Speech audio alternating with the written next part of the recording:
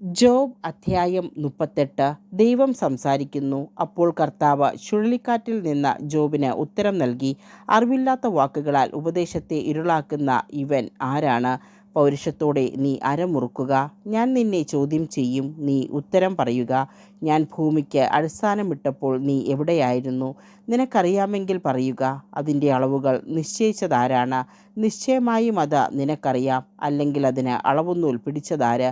പ്രഭാത നക്ഷത്രങ്ങൾ ഗീതങ്ങൾ ആലപിക്കുകയും ദൈവപുത്രന്മാർ സന്തോഷിച്ചാർക്കുകയും ചെയ്തപ്പോൾ അതിൻ്റെ അടിസ്ഥാനങ്ങൾ ഏതിന്മേൽ ഉറപ്പിക്കപ്പെട്ടു?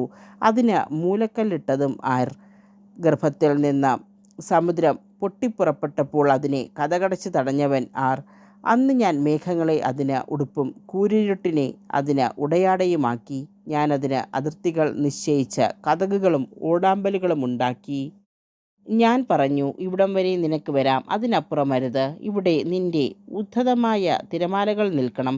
ജീവിതം തുടങ്ങിയതിന് ശേഷം എന്നെങ്കിലും നീ പ്രഭാതത്തിന് കൽപ്പന കൊടുക്കുകയും സൂര്യോദയത്തിന് സ്ഥാനം നിർണയിക്കുകയും ചെയ്തിട്ടുണ്ടോ?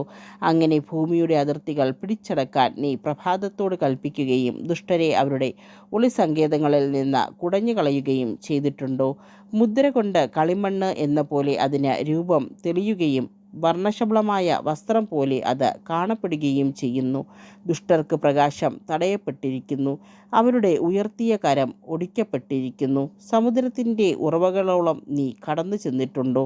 ആഴിയുടെ ആഴങ്ങളിൽ സഞ്ചരിച്ചിട്ടുണ്ടോ? മൃത്യുകവാടങ്ങൾ നിനക്ക് വെളിപ്പെട്ടിട്ടുണ്ടോ?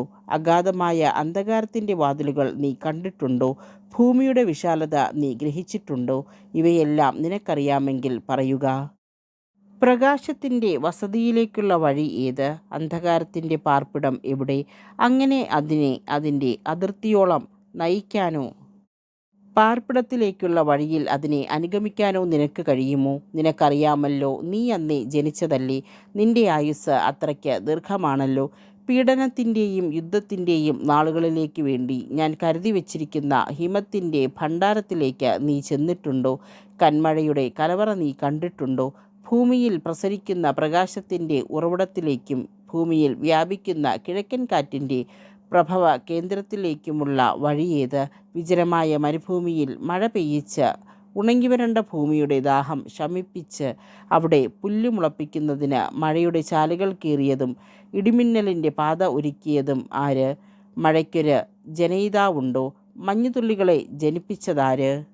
ആരുടെ ഉദരത്തിൽ നിന്ന് മഞ്ഞുകട്ട പുറപ്പെടുന്നു? ആകാശത്തിലെ നീഹാരത്തെ ആര് പ്രസവിക്കുന്നു? ജലം പാറ പോലെ ഉറച്ചു പോകുന്നു, ആഴിയുടെ മുഖം കട്ടിയാകുന്നു. കാർത്തികയുടെ ചങ്ങല നിനക്ക് ബന്ധിക്കാമോ? മകേരത്തിൻ്റെ ബന്ധനങ്ങൾ നിനക്കഴിക്കാമോ?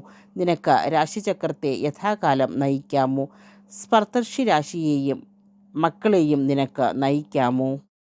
ആകാശത്തെ നിയന്ത്രിക്കുന്ന ചട്ടങ്ങൾ നിനക്കറിയാമോ? നിനക്കത് ഭൂമിയിൽ പ്രയോഗിക്കാമോ? നീ വെള്ളത്തിൽ കുതിരുന്നതുവരെ മഴ പെയ്യാൻ നിനക്ക് മേഘങ്ങളോട് ആജ്ഞാപിക്കാമോ? ഇതാ ഞങ്ങളെന്ന് പറഞ്ഞു പുറപ്പെടാൻ തക്കവണ്ണം മിന്നലുകളോട് നിനക്ക് കൽപ്പിക്കാമോ? ഈബീസിന് ജ്ഞാനവും പൂവൻ കോഴിക്ക് മുൻകൂട്ടി കാണാൻ കഴിവും കൊടുത്തത് ആരാണ്? പൊടി കട്ട പിടിക്കാനും കട്ട ഒന്നോടൊന്ന് പറ്റിച്ചേരാനും ഇടയാകുമാറ് ആകാശത്തിലെ ജലസംഭരണികളെ ചെരിക്കാൻ ആർക്ക് കഴിയും? ജ്ഞാനത്താൽ മേഘങ്ങളെ എണ്ണാൻ ആർക്ക് കഴിയും? സിംഹങ്ങൾ ഗുഹകളിൽ പതുങ്ങിക്കിടക്കുമ്പോഴും ഗഹ്വരങ്ങളിൽ പതിയിരിക്കുമ്പോഴും നീ അതിന് ഇരയെ വേട്ടയാടി കൊടുക്കുമോ? സിംഹക്കുട്ടികളുടെ വിശപ്പടക്കുമോ? കുഞ്ഞുങ്ങൾ തീറ്റ കിട്ടാതെ ദൈവത്തോട് നിലവിളിക്കുമ്പോൾ തീറ്റയ്ക്ക് വേണ്ടി പറന്നലയുന്ന കാക്കയ്ക്ക് തീറ്റി എത്തിച്ചു കൊടുക്കുന്നത് ആര്?